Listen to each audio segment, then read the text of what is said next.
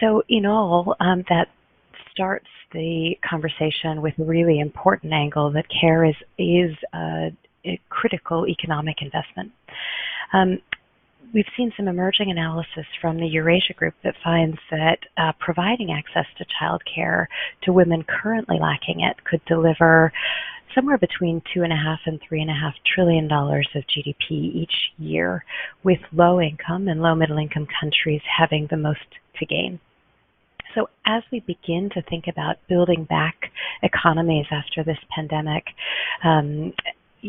I hope we put care as a critical part of the economic infrastructure.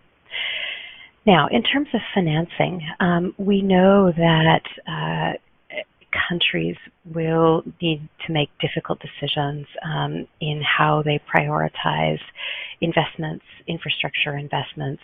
And so the most important piece, I think, is making a strong case and building the data and understanding of how care contributes to economic activity. We've been partnering very closely with the World Bank. As you heard yesterday, the bank is launching a new program anchored in the Early Learning Partnership Team to accelerate investment in childcare, which we hope results in better health, employment, and education outcomes. We see an opportunity to facilitate the uptake and scaling of childcare interventions by creating a fund to incentivize care. And so I'm pleased to announce that the foundation will contribute $10 million toward what we hope will end up as a $100 million fund to support countries in making these investments and making the bold moves required to invest in care. IDA at the World Bank, I think, will be critical to that story. It's a key source of financing for low-income and low-middle-income countries. But it's more than that. It's more than financing. We need, as Minister Gold and others have said, we need a whole-of-society commitment, including from businesses and private sector, to prioritize care. We need to invest in data gaps and metrics so that we're continuously building the evidence base to show how much care matters. So with that, I'm thrilled to add our voice and our resources to this critical topic and really look forward to working with countries who are, as we heard on this panel, really taking this moment, this critical and difficult moment, to rebuild the economies we want. Thank you. Thank you so much. I'd be interested also to know if you have any interesting commitments or actions from the philanthropic sector, examples which are encouraging for scaling up financing on care. Anything that you would like to share with us? Yes, well, as I said, we're very excited to be part of a fund that we're supporting at the World Bank to really leverage larger development dollars. I think in this area, philanthropy can be a risk taker, can support the data investments and the surround to encourage the public investments that will ultimately be required to support care. So our investment in the matching fund as part of the early learning program at the bank is, I hope, a catalyst for both philanthropists and public investments that will help support large-scale care infrastructure. Thank you so much, and thank you so much for working together with us on all of this. We really look forward to all these actions that we now can do more together with the Generation Equality Initiative. So I would now like to go to Jennifer Klein, who is the co-chair of the White House Gender Advisory Council. And Jennifer, welcome to the panel. Thanks for being on it. And I would really like to know, how does the United States plan to address what has become a caregiving crisis in the U.S.? And what repercussions does this have around the world, would you think? Ms. Klein, over to you. Thank you. Thank you to UN Women and to the governments of France and Mexico, of course, for hosting this really momentous occasion. I think what I've noticed already is that what the U.S. is thinking is very consistent with what you've just heard from Canada and from Mexico and also from the Gates Foundation, which I think is really heartening. Of the many crises that COVID-19 created and exacerbated, the caregiving crisis has had a particularly dramatic impact on women and girls. Millions of women were forced to leave the labor force or cut back on their hours as they took on additional care burdens at home, filling in as their children's teachers or child care providers and negotiating care for sick or aging relatives. A recent analysis found that in the last year alone, women across the world provided an additional 173 hours of unpaid care on average, which amounts to more than 3 times more than men. Millions more girls took on additional caregiving responsibilities, even as the pandemic made it more difficult for them to continue their schooling. Meanwhile, women in jobs deemed essential, many of them low-paid women of color, have risked their own health and their family's health while working in grocery stores, nursing homes, and child care centers. While the pandemic has shown this bright light on the caregiving crisis, we know that this crisis is not new. Across the world, even before the pandemic, women were responsible for nearly 3/4 of unpaid care work on average, undermining their ability to participate in paid work. They also make up the vast majority of the care workforce, who have been underpaid and undervalued for far too long. Child care, elder care, and home care are too often inaccessible and unaffordable, while care workers scramble to care for their own families as they take care of others. As Minister Gold said, this is essential to women's labor force participation, to economic growth, to infrastructure. It is infrastructure.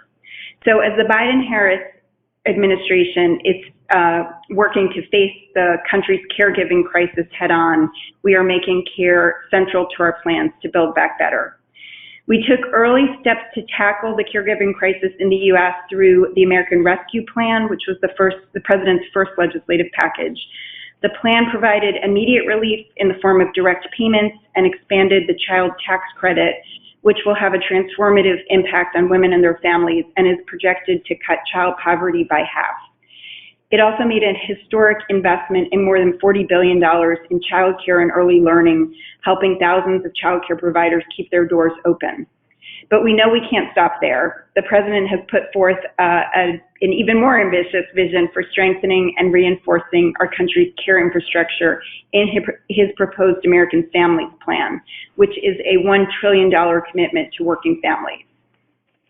It helps.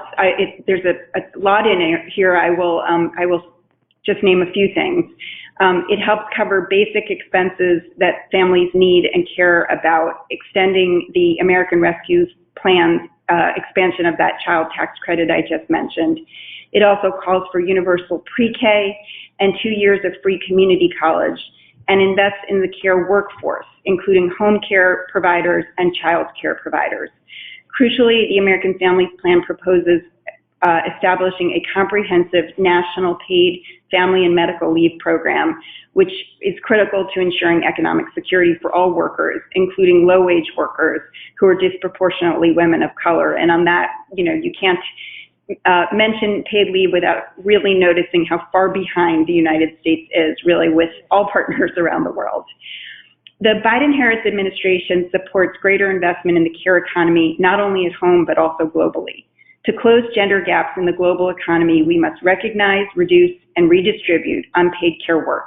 We need to value, compensate, and protect care workers who are too often relegated to the informal economy and forced to work under poor conditions and for low pay. And we need to encourage and support government investment in systems that provide the care infrastructure that is crucial for women's economic participation and that all of us will need at some point in our lives. That's why the U.S. is making major investments in our care economy and the care economy around the world. And we're committed to working with our partners at home and abroad to elevate the care economy on the international agenda, leveraging our own voice in bilateral and multilateral fora, as well as through our foreign assistance, to encourage greater investment in the care economy by donor countries as well as host countries. I worked with Hillary Clinton when she was First Lady I was working at the time on domestic issues, and we all know what she said at the Beijing Conference on Women, of course, that we're here to commemorate, which is that women's rights are human rights. But what people might not know is she used to say another thing over and over and over again when we were working on childcare and other and leave and other issues that are still relevant today. She used to say that care is not just a women's issue, it's an economic issue. And I sort of feel like the world is echoing that message again, really in force these days. So it's a critical pillar of our vision here at the Biden-Harris administration to build back better for all. Thanks so much for having me and this conversation. So much, Ms. Klein, and also we were really happy to welcome both Secretary Clinton and Vice President Harris at the opening of the Generation Equality Forum. And I was myself in Beijing, and certainly a lot has happened, not least when it comes to the debate around these issues and the understanding of the gravity of them since then.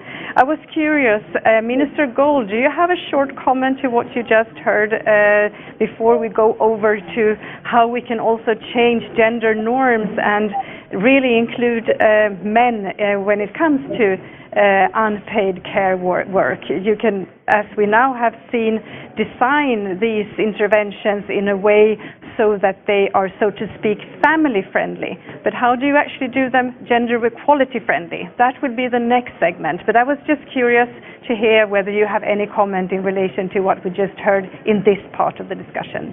Very briefly, if that's okay with you. Sure, absolutely. Well, thank you. We like to talk about care in Canada as a triple win. It's a win for children, it's a win for gender equality, and it's a win for the economy. And I think one of the things that we also need to recognize is it's one of those few social policies that actually pays for itself.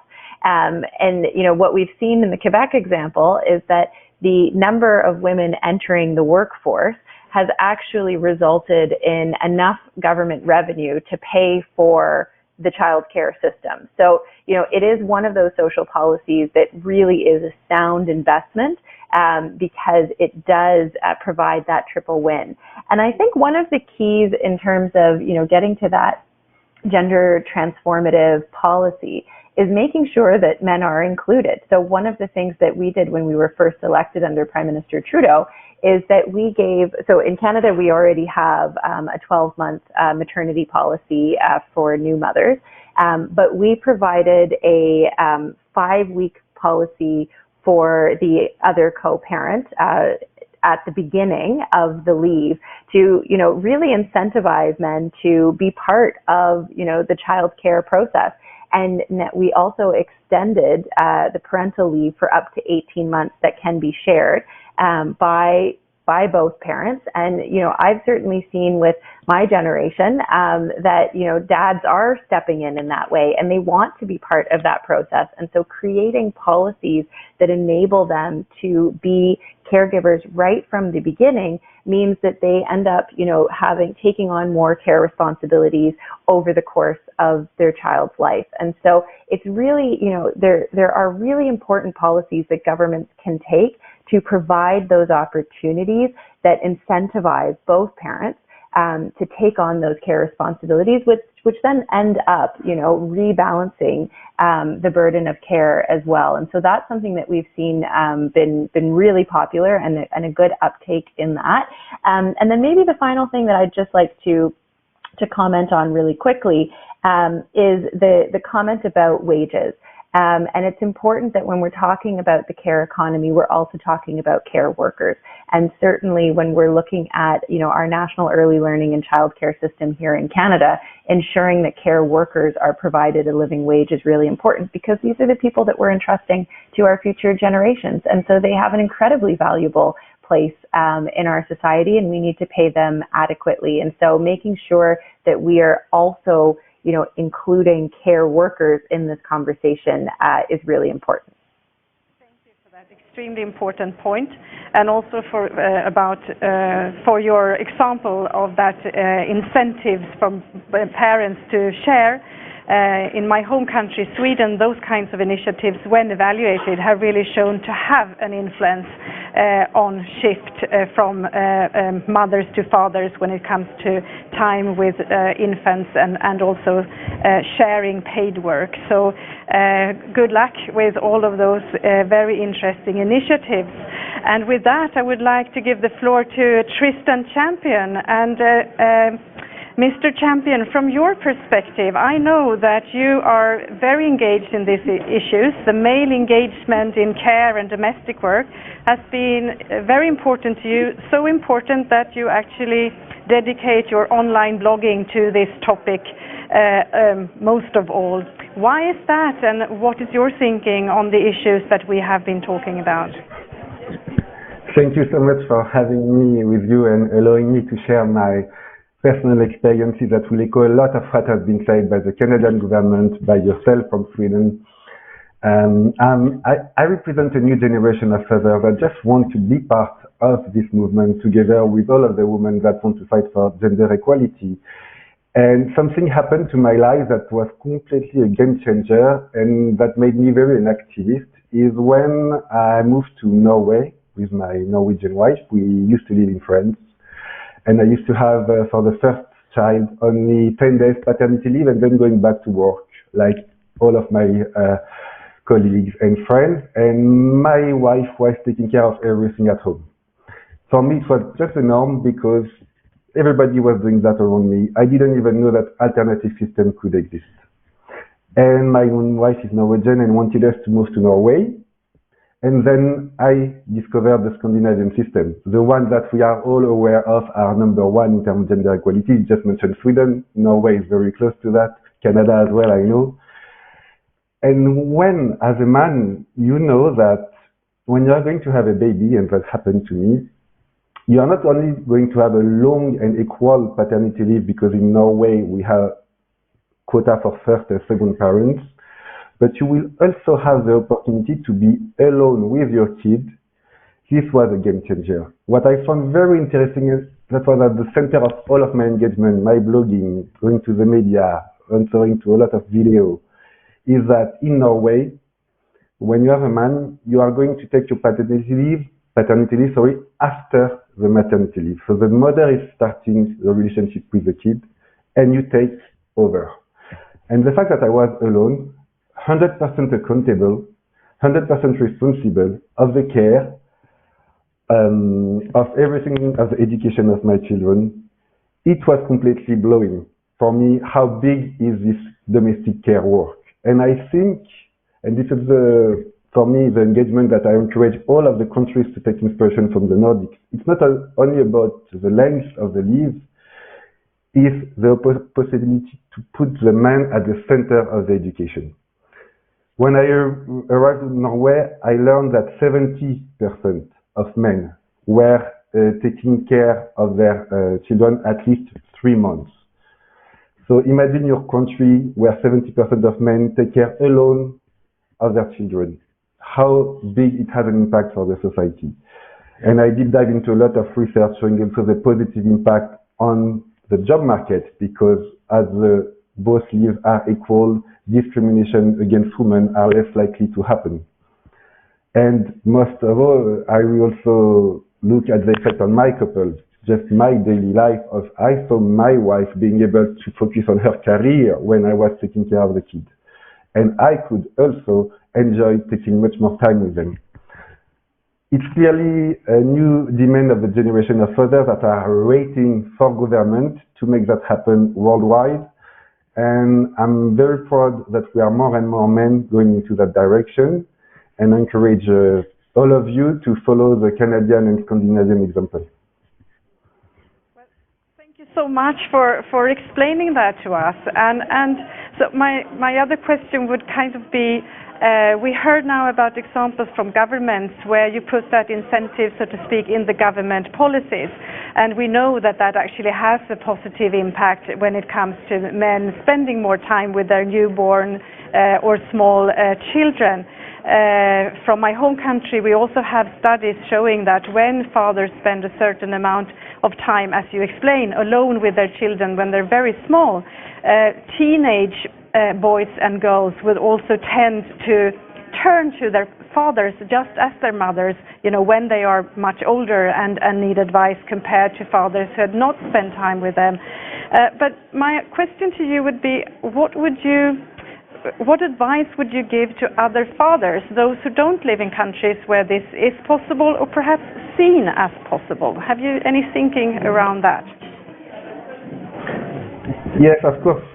For them, in some countries, it's a bit more difficult because you, as a father or as a man, if you start to say to your employer that you want to take some leave to take care of your family, you could be disregarded for promotion. It can have a strong impact on your career.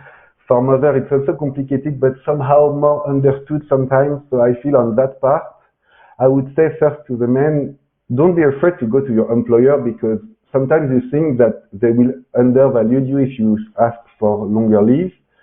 But a lot of managers are willing to go into that direction. So the first thing I would say to them is first dare. That would be the first one. Also, I would ask them to try to influence their companies. A lot of companies, as the government of Mexico were saying, start to do the shift. If the government is slow, you can ask companies to sign for parental act. That's the case in France. A lot of companies offer 4 weeks, 8 weeks. So it's important to share stories, share the needs, share the willing to go in that direction, because companies like to be modern, and in that perspective, you can influence them. I think then also it's probably to, I think all of the women are convinced, but as a man, we know that longer paternity leave is not only beneficial for us, it's beneficial for women as well. And on that part, I would just say to encourage fathers to discuss with their wife when the baby is coming, if she is ready to take a little bit more distance with education and trust the men to take part of it. I heard a lot of women who said, I will never give my child to my father, to the husband, because he will never be able to do that. Trust the men, empower them, they will take the challenge. That's what I would give as a tip to my colleague and to the other fathers in the world. Thank you so much. And I guess, as you say, if companies, governments, etc., put these, so to speak, requirements and expectations into place, that also helps individuals to change patterns. And I guess also the truth that we're dealing with here, the whole purpose of having this seminar, is actually that women are punished for taking time with their children, even if they enjoy it and like it, just as fathers would do. But women as a group and also individually are punished in the labor market when it comes to wages and careers. But thank you for those very concrete, for that advice and for sharing your experience. Very important to have that perspective. We look forward to further working with you. And then last but certainly not least, I would like to turn to Elisabeth Tang, Secretary General of the International Domestic Workers Federation. And we know that you represent an area that has been very hard hit by the COVID pandemic, and where conditions on this particular labor market have been very tough for always. So I would like to ask you, have you seen a shift in gender norms over the past decade?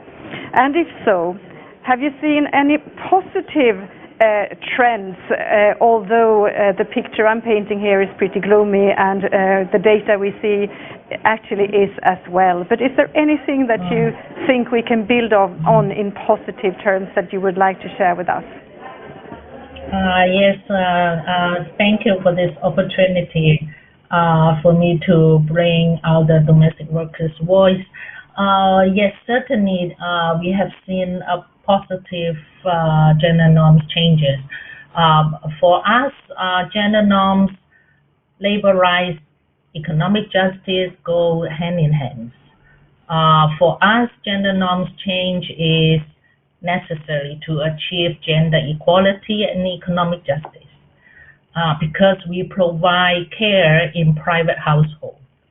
Public authorities have little access. So legal social protections are important, but change in gender norms are necessary. And since the adoption of the Convention 189 on decent work for domestic workers 10 years ago, we have seen significant changes to the extent that domestic workers are now using it for organizing and unionizing to get power for change. So the most important shift in gender norms for us is the increased voice of domestic workers, who are largely women and women of colors, migrants, low caste, and other minority groups. And now many have a seat at the table. So in the last 10 years, domestic workers, including migrant domestic workers, have organized themselves and formed trade unions and other organizations. So now they speak out, they talk to governments, they rally in public places by themselves and joined by their allies to demand changes to claim their rights. So domestic workers are no longer victims, but also advocates and defenders of their rights. Not only labor rights, but also the abolishment of the discriminatory practices suffered by them due to their ethnicity, nationality, or migration status.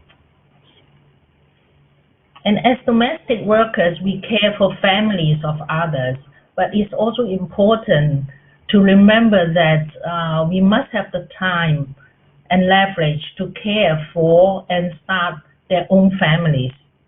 And it is encouraging to see that it is recognized in many places of the world now. In Africa, 2/3 of domestic workers have maternity leave. In Latin America and the Caribbean, over 97% of domestic workers have the right to maternity leave. And of course, in Europe and Central Asia also, we see laws cover domestic workers for maternity leave. So we thank to governmental reforms. However, informality in the sector remains high and makes it very difficult to assess those outside of formal employment relationship. So there is still a lot to be done. Thank you so much for that. These are huge issues that you raise with us, not least the issue of migrant workers and domestic work and their conditions and the absence often or the distance to the own families, etc. Would you have, briefly, although there are enormous issues, but would you have any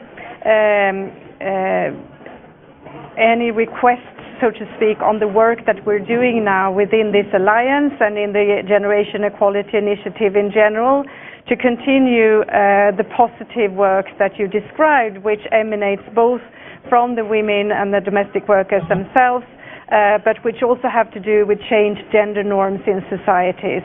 If you would name 2-3 things briefly that you think we should take with us, which would they be? Yes, certainly.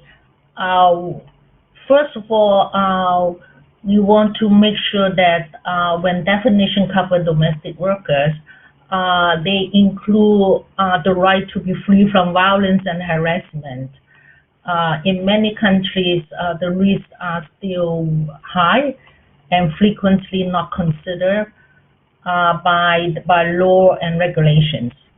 For example, in Indonesia, living domestic workers are considered as members of the household, and hence they are not workers to assess labor rights. And now there is the ILO Convention 190 on ending harassment and violence at work, and this will close the gaps if it is ratified and implemented. And there are many good practices already existing in countries where we can look at and refer to.